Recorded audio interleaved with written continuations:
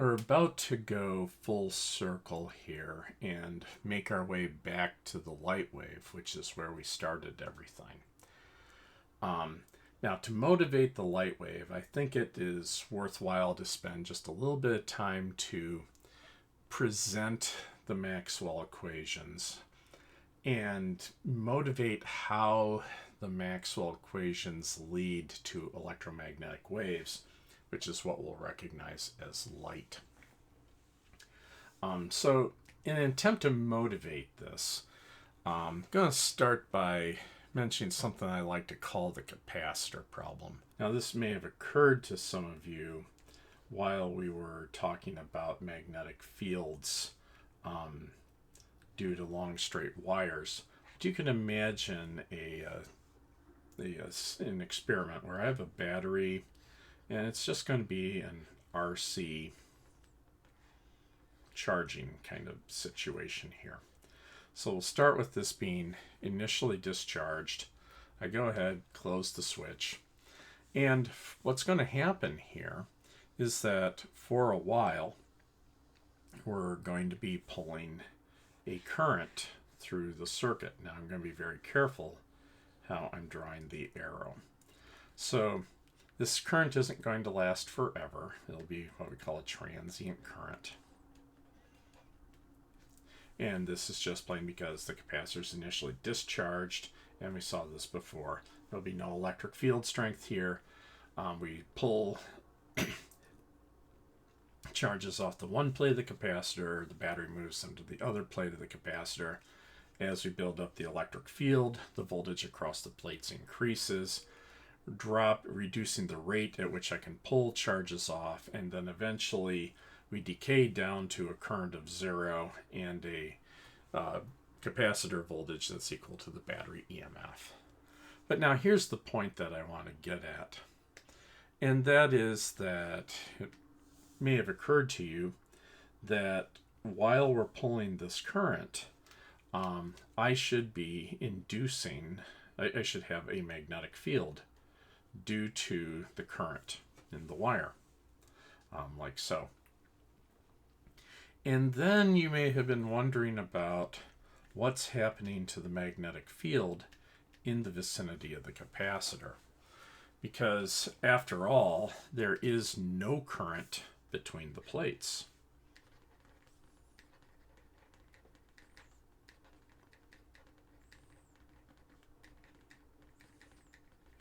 Now, this doesn't make a whole heck of a lot of sense.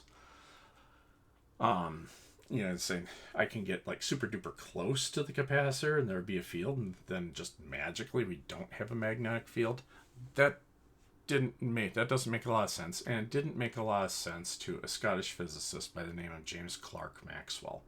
His middle name is spelled as if it were Clerk, but it's pronounced Clark. Anyway, it turns out that if you measure magnetic fields, if you measure the magnetic field in this region here, you can use a Hall probe to do that. It turns out that yes, there is a magnetic field, and its strength is just the same as if it were due to the wires nearby. So what Maxwell reasoned is that while there's no current between the plates,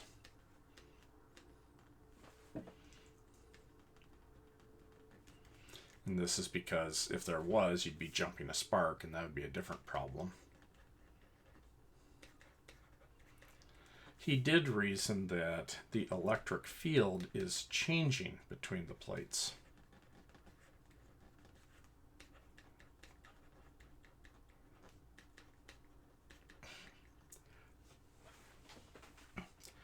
And so he decided, well, Faraday showed that a time-varying magnetic field could induce an electric field. And what Maxwell ends up showing is that, in analogy, a time-varying electric field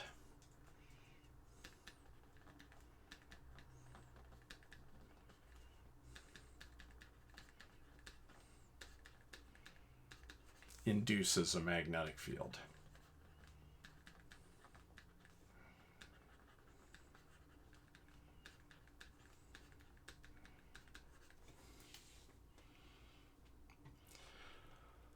All right, so at this point, I think I'll go ahead and actually present Maxwell's equations, and they break down into two groups.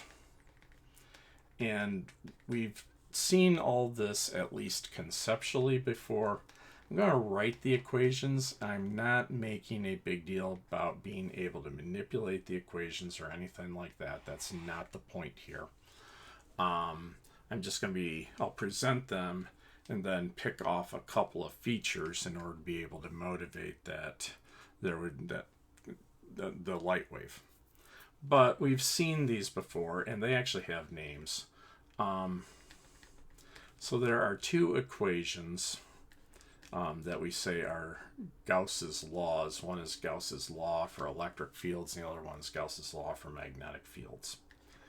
Gauss's law for electric fields says if I calculate the electric flux through a closed surface, it's equal to the charge enclosed inside that surface divided by our friend epsilon naught that we've run across before.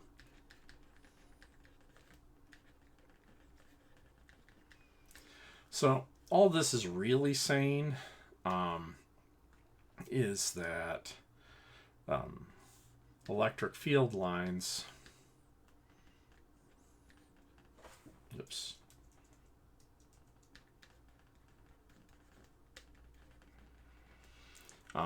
start and stop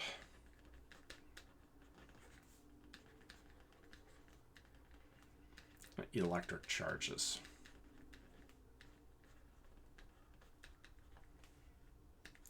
Similarly, there is a Gauss's law for magnetism. Again, here what we end up saying is that the magnetic flux through any closed surface is 0. And the way we interpret this, or what we presented before, is we say that there are no magnetic monopoles.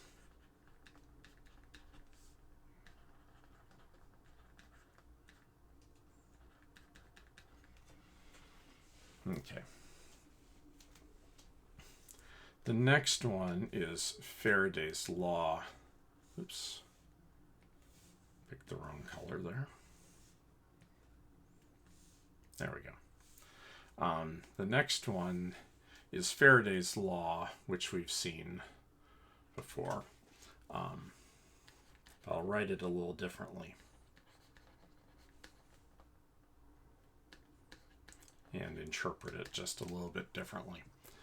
When we saw Faraday's law before, we said that if I go around any closed loop, if I have a time-varying magnetic field, I'll induce an EMF. And I showed that that was because there was an electric field that was induced. So what you can do is you can imagine taking some loop, breaking it up into tiny little pieces, delta L, and multiplying that part of the electric field that's parallel to delta L and adding up all the bits. Turns out that that is our d phi b dt, our time rate change of our magnetic flux. And now there's a minus sign because of handling the direction of the electric field that was given by Lenz's law. But this is our induced EMF that we saw before. So that expression just is our EMF. That's another way to write it. But what I want to get at here for interpreting this is to say that another way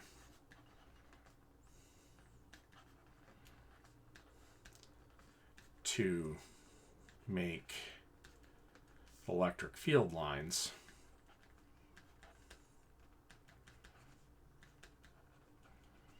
is to have a time-varying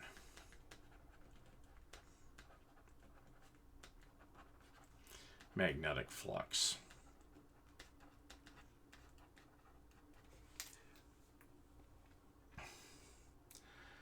And now we'll get to the Ampere-Maxwell law.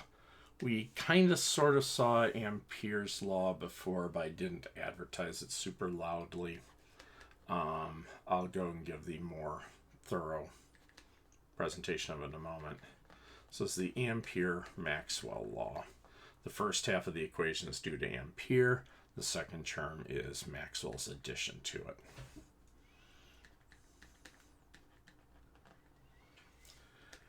So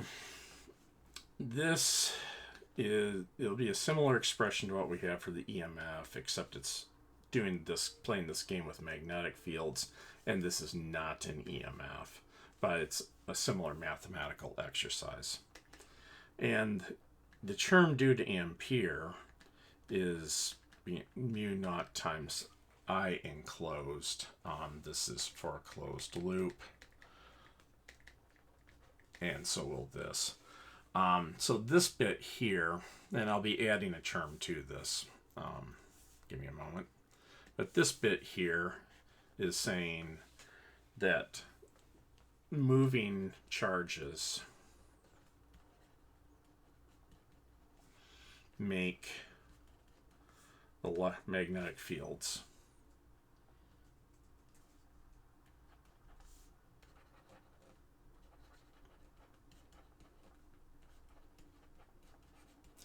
and I'm not going to do it here, but if you rearrange this will actually cleanly give you the equation for the magnetic field due to a long straight wire. The term that Faraday adds to what Ampere had already seen, giving us the equation for the magnetic field of long straight wires, he also adds this term, mu naught epsilon naught times the time rate of change of the electric flux. And again, this is for some closed loop. And so what this is saying is that time varying, that another way to make magnetic fields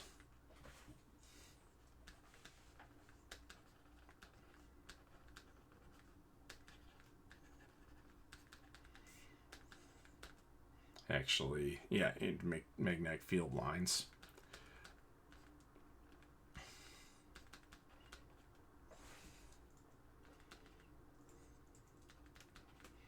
is to have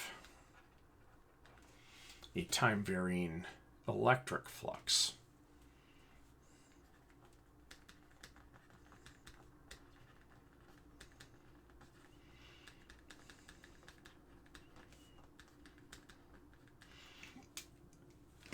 So, recapping. All four of these equations get called the Maxwell equations. I say 3 of them were not due to Maxwell, and 1 of them was partially due to Ampere. But Maxwell put in the last puzzle piece, and Maxwell demonstrated how it all interoperated, and so that's why he gets credit for the collection. Anyway, just to recap, what the 4 Maxwell equations tell us is that a way to make electric field lines is just plain to have an electric charge hanging out somewhere. The magnetic version says there are no magnetic monopoles, so you can't make magnetic field lines that way. Faraday's law of induction says that another way to make electric field lines, the ones that just loop on themselves in circles, is to have a time-varying magnetic flux. The Ampere-Maxwell law says that you can only induce magnetic field lines that loop on themselves in circles, and there are 2 ways to do it. You can have a moving electric charge or a time-varying electric flux. And those are the Maxwell equations. Now, the point that I want to get at here is if we go and take a look at Faraday's law of induction. And I'm going to play kind of fast and loose here, but I'm just trying to motivate something. Faraday is telling us that if I have a time-varying magnetic field, I can recast it, just think about time-varying magnetic field, that field would be proportional to the time rate of change of that varying magnetic field. So I'll induce an electric field. It'll be proportional to, sorry, it's proportional to is not an alpha, it's that thing. And then there's a minus sign in there. And then Ampere Maxwell, more precisely Maxwell in this case. If we go look here, we see that in the absence of moving charges, if I have a time-varying electric field, I can make a magnetic field. So that's what he's saying. And there's a plus sign there. All right. Now I want to pull something out here. Let's go ahead and draw red boxes around these E's and blue circles around the B's. And then I'm going to go and revisit something that we looked at in mechanics. And that's a mass at the end of a spring.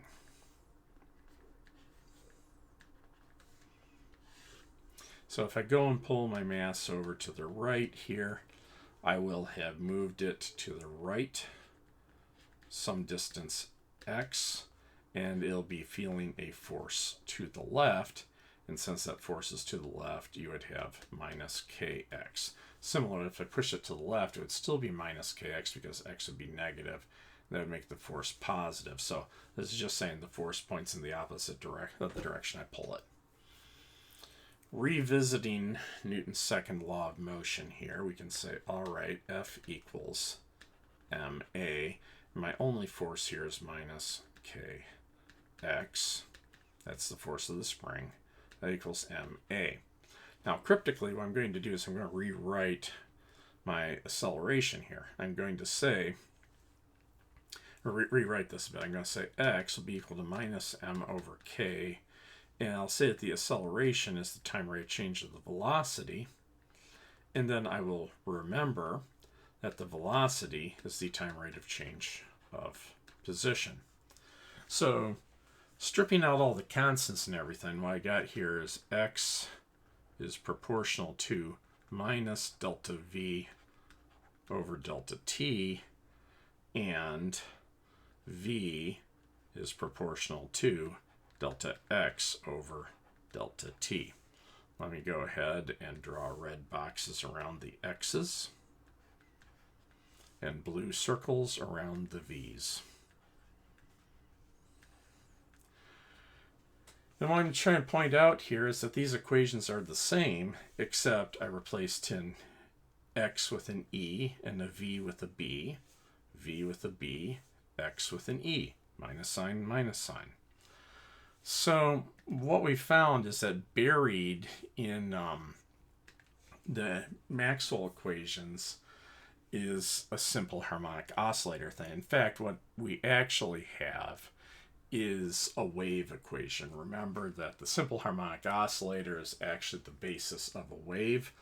To show that it's a wave equation is beyond the scope of this treatment, but I'm trying to get at least far enough along to say we know that simple harmonic motion underlies waves, and this has the mathematical form of a wave equation. So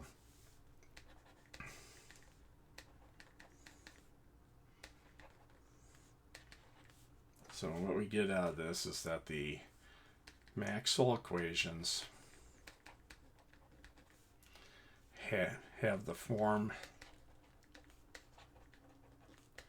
of a wave equation. Now, how it's different is that there's nothing being mechanically displaced back and forth like we saw with mechanical waves back when we were looking at mechanics. but mathematically it has the same form, and so it gets the same solution. And in fact, we can solve for the speed of the wave. The solution is how to solve it is beyond the scope of this treatment, but what we get is that the speed of an electromagnetic wave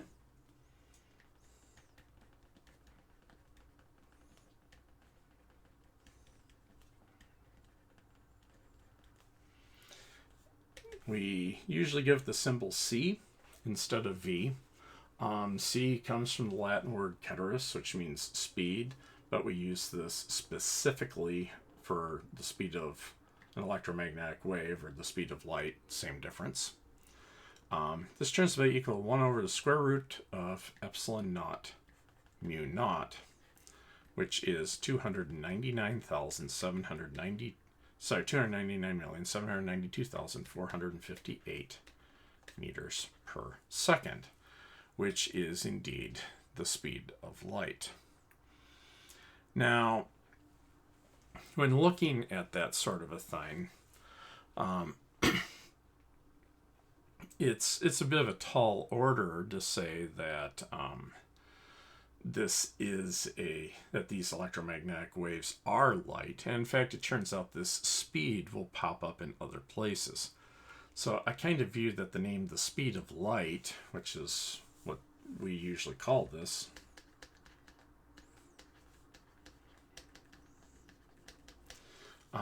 I argue more that it should be just called nature's special speed. It turns out to be a speed, it's the speed at which gravity propagates. It's the speed that a whole bunch of things all happen at, not just the speed of light. It just turned out that light was the first thing we found that moved at this speed. All right, so just to give a little bit of a historical background, I will just mention some experiments due to Hertz. The dude eventually got his name attached to the unit for 1 over seconds.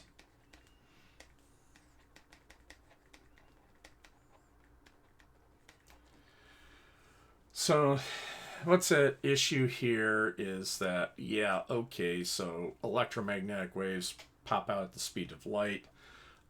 There have been various experiments done where people have already measured the speed of light, but you can't just immediately jump to the conclusion that this is electromagnetic waves are light. In fact, we found out that many things do propagate at that speed, so it turns out that caution was well justified. So I'll just point out an experiment due to Heinrich Hertz. So he takes a coil of wire, the fancy name for this is an inductor, and he hooks it up to a capacitor. And we can look at the total energy of this, and the energy in the capacitor is Q squared over 2C, where Q is the charge. I'm not going to motivate inductance here, but it's also the energy stored in the this is the energy stored in the electric field in the capacitor, the energy stored in the magnetic field in a coil of wire. It goes this 1/2 Li squared, where I is the current and L is a quantity called the inductance, which we don't need to concern ourselves with. The main thing again here is this is the energy stored in the electric field in the capacitor. This is the energy stored in the magnetic field of the inductor. And I will also just remind us of the definition of current being the time rate of change of the charge here. So again, I'm going to go and put red boxes around the Q's because this is the bit associated with the electric field. I'll put blue boxes around the I's because this term is the energy stored in the magnetic field. And then I'm going to go and look at a simple harmonic oscillator again. So if we do our mass on the spring, we remember that the total energy is 1/2 kx squared plus 1/2 mv squared. And we remember that v is the time rate of change of position. So again, I can go and put my red boxes around the X's, and my blue circles, sorry, it should be blue circles, are around the V's. Let me make these circles real quick. There. And again, what I'm trying to point out here is that what Hertz has created is a simple harmonic oscillator with this contraption. And so what you can do is, the way he does is he just charges the capacitor and then he lets this thing rip, and charges will slosh back and forth forever. As the electric field decays, this creates a magnetic field. Then the magnetic field starts to decay, and because that's changing, it keeps shoving charges along, rebuilding the charge here and so forth. So the charges slosh back and forth. Again, I'm not trying to get into the mechanics of it. I'm just trying to show that he made something that is a simple harmonic oscillator of charges. Now, thinking back to thermodynamics, that thing can't run forever, or else it'd be a perpetual motion machine of the second kind. So, how does this device lose energy? Believe it or not, you can make it not lose energy through electrical resistance. If you make it of special materials and you make those materials very cold, you can actually make them into what are called superconductors, where the electrical resistance is zero. Not almost zero, it is zero. So what Hertz's reasoning is that I've got a time-varying electric field here.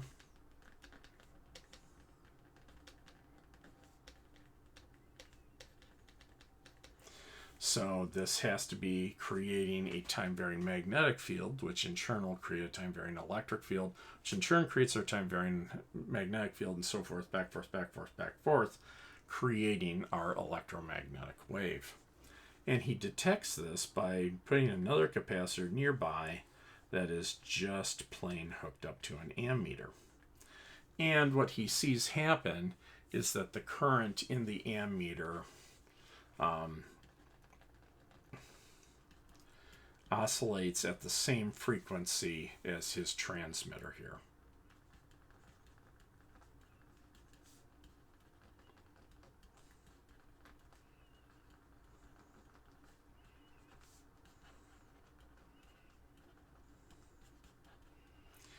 Now, people were already impressed because, in fact, the literature for about the next better part of a decade referred to the electromagnetic waves as Hertz made as Hertzian waves. Physicists of the day were still not convinced that he had made light waves, and the reason for this is that the best that he could do was to make light waves, electromagnetic waves at a wavelength of about 1,000 times or so longer than light waves. But what he does, he winds up doing a tour de force of just a whole bunch of experiments, and he shows that these waves obey the law of reflection, the law of refraction. Basically, anything that a light wave did, these electromagnetic waves did. And eventually, the physics community was convinced that, yes, indeed, light was an electromagnetic wave. We have now, of course, been able to do those experiments where we can directly make visible light waves using this sort of a technique that wasn't available to Hertz at the time, but it got to the point where it would have been a lot harder to believe that light waves were anything else. So just want to show how these electromagnetic waves work. And so to that end, this is a computer simulation of an electromagnetic wave. The red bit here are the electromagnetic field vectors associated with these points. So it's important to note, nothing is being displaced.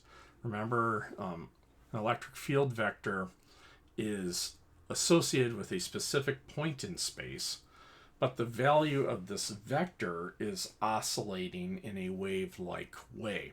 So although nothing is being displaced, nothing is shaking around, the value of the electric fields is at some point in space is constantly changing. And the blue is at right angles to it. That is the magnetic field vector. This is the and this is because you have a time-changing electric field, you create a time-changing magnetic field, and then the time-changing magnetic field is creating the time-changing electric field, and that's how they reinforce each other to keep the wave action happening. There is the direction in which the electromagnetic wave propagates is something called the pointing vector. I kid you not, it's the guy's name. It's spelled Poynting.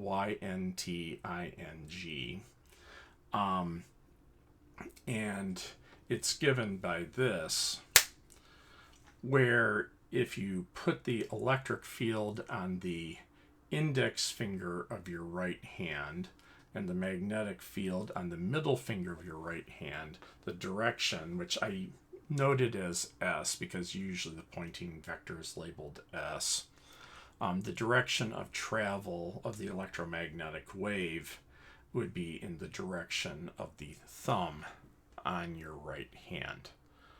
So go ahead and pick out some spots in this animation here and convince yourself that for any particular spot, the electric field would have to go on your right index finger, the magnetic field on your right middle finger, and your thumb would be pointing in the direction of propagation. Okay, so with that, we can go ahead and write down our electromagnetic wave. So let's say that our electromagnetic wave is propagating in the x direction.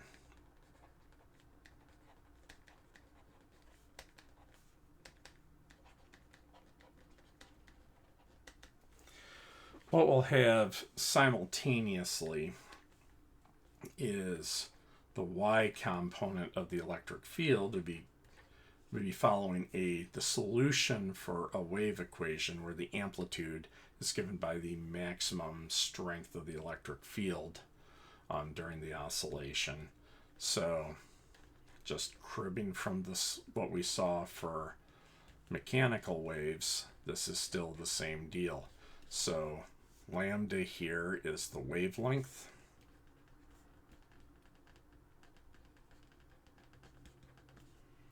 And capital T here is the period of the wave. X is the position, T is the time. Your calculator needs to be in radians to make this work.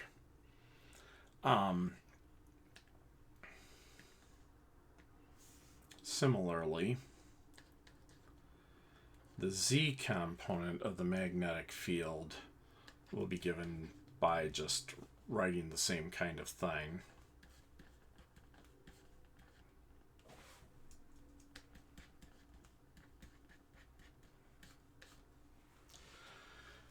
And there is a relationship between the magnitudes of the amplitude. The amplitude of the electric field will be the speed of light times the amplitude of the magnetic field.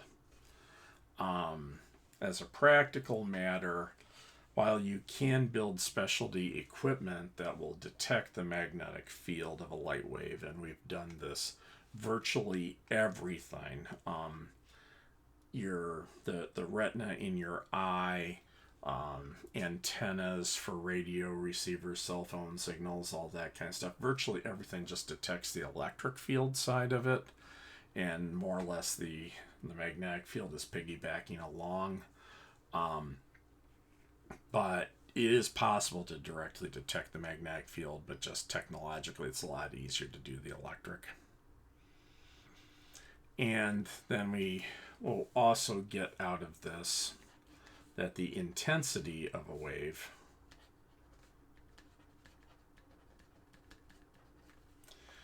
which is the power of the wave over the area, so just like we defined it for sound, You can write this as either 1/2 C epsilon naught E naught squared, or as 1/2, or sorry, 1/2 C mu naught B naught squared. So to maybe make this a little bit concrete, a radio receiver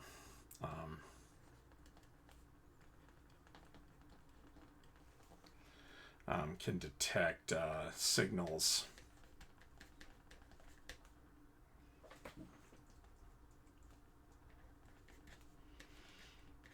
electric E field strengths, or E field amplitudes.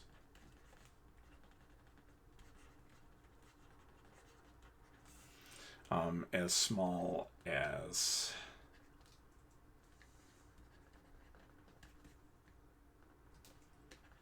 300 microvolts per meter.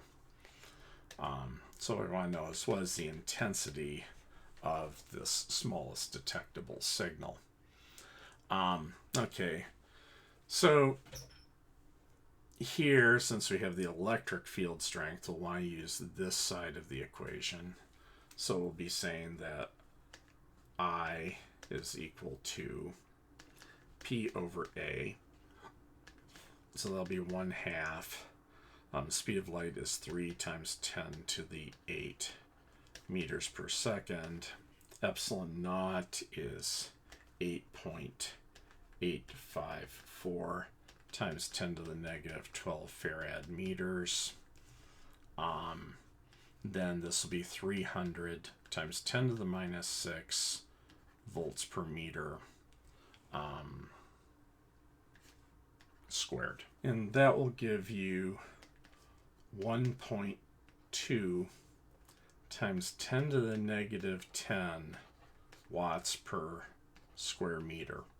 So that isn't an awful lot, but modern radio receivers are very sensitive indeed. All right, so we'll close this out a bit more by just recapping how to make an electromagnetic wave and to talk a bit about the electromagnetic spectrum. So to make a wave,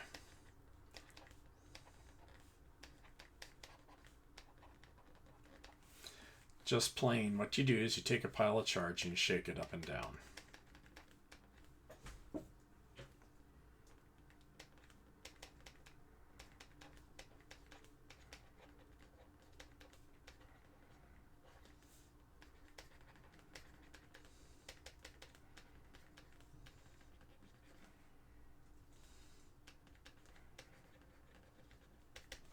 Okay, so you can do this by making just some sort of an antenna.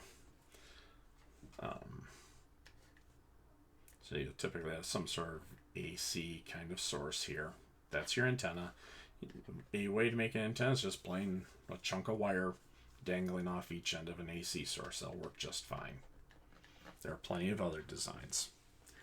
But the whole point is that we're just going to take a bunch of electrons and make those things shake back and forth. This will create a time-varying magnetic field, which will create a time-varying electric field, and so forth. So there's your time-varying magnetic field. There's your time-varying electric field. You've already seen the animation, so I'm just going to draw a couple more of these as they propagate out.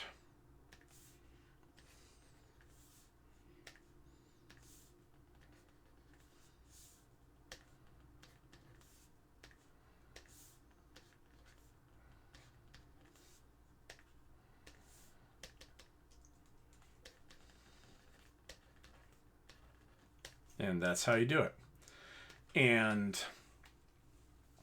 to detect electromagnetic wave, like I say, you can directly detect the magnetic field, but more commonly you detect the electric field component of it. And it's just the reverse process. The electric field goes ahead, goes ahead and forces electrons to move back and forth by exerting an electric force on it, and then you just detect the current that gets made. So physicists will loosely refer to anything in the electromagnetic spectrum as light.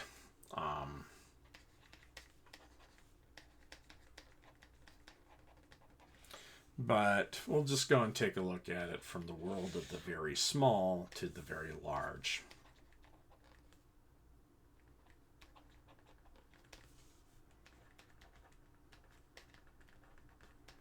And very small and very large wavelength. So on the very small end, you'll have things like gamma rays. These get used in some in research applications and some medical applications. Then longer wavelength, like maybe about 100 to 1,000 times longer. So kind of each time I draw something, it'll be about 100 to 1,000 times longer than the previous thing. Longer than this will be X-rays. And there, if we go and take a look here, I'm going to start drawing in things that are about the same size as the wavelength that we have. So here, X-rays are roughly the size of an atom to maybe a protein. Gamma rays are a bit bigger than a nucleus.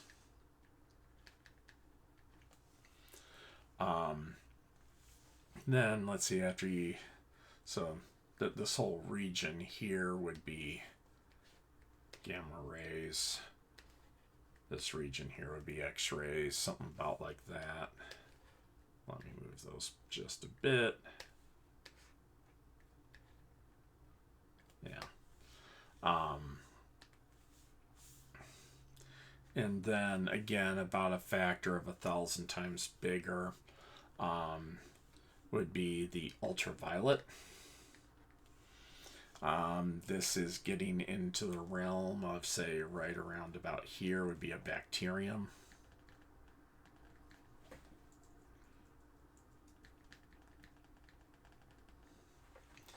Then all of the colors of visible light get packed into just that little bit right there.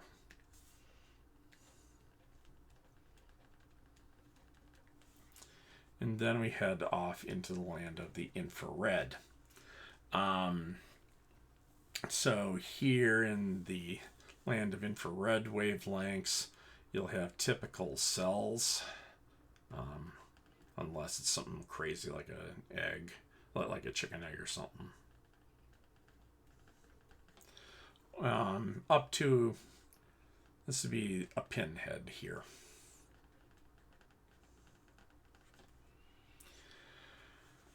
Then after infrared, we usually say that this is radio.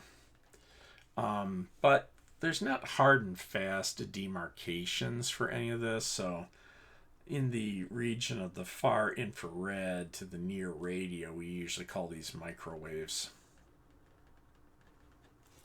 Now these microwaves are on about the same size as about the width of your cell phone. And this is not an accident. They're about 4 times wider than your cell phone. The cell phone's width is in part chosen to be able to fit an antenna that would make waves that are, to make microwaves. They're not the same wavelength microwaves that you cook your food with, so don't worry about that. But it's still part of the microwave spectrum to talk to cell phone towers.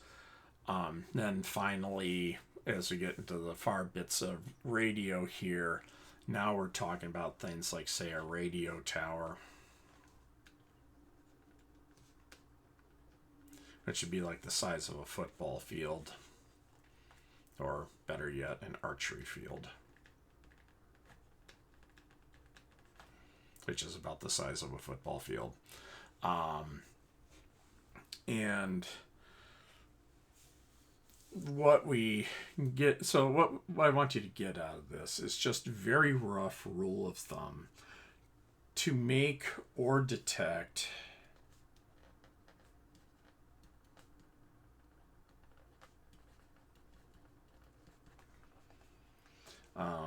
an electromagnetic wave,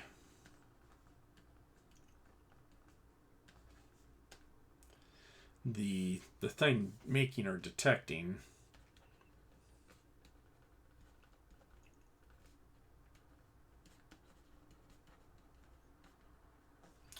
needs to be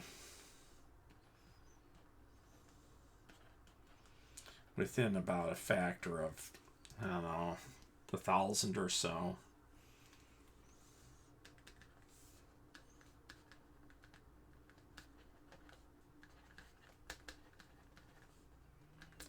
Thousand-ish of the wave in question.